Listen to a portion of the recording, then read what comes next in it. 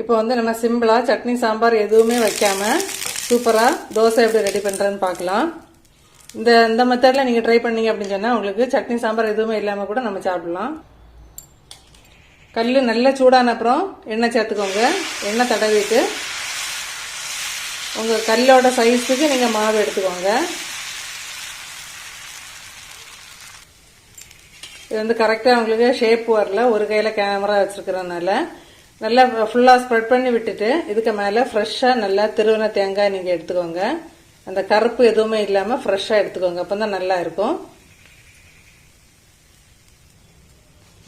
இப்ப இதுல வந்து மேலாப்ல வந்து நல்ல இட்லி பொடி வந்து நல்லா தூவி விட்டுக்கோங்க. ஃபுல்லா எல்லா இடம் ஸ்ப்ரெட் பண்ற மாதிரி தூவி விட்டுக்கோங்க. இப்ப லாஸ்டா வந்து மேலாப்ல கொஞ்சமா நெய் ஊத்தி மூடி வச்சுட்டு நம்ம ஒரு நிமிஷம் மீடியம் ஃப்ளேம்ல இருக்கட்டும் அல்லது சிம்லயே வச்சுக்கோங்க. இந்த அளவு கிறிஸ்பி ஆன உடனே நம்ம எடுத்து சர்வ் பண்ணிடலாம். தொட்டுக்கிறதுக்கு வந்து எதுவுமே தேவையில்லை. இதே மெத்தட்ல ட்ரை பண்ணி பார்த்துட்டு மறக்காம கமெண்ட் பண்ணுங்க ஃப்ரெண்ட்ஸ்.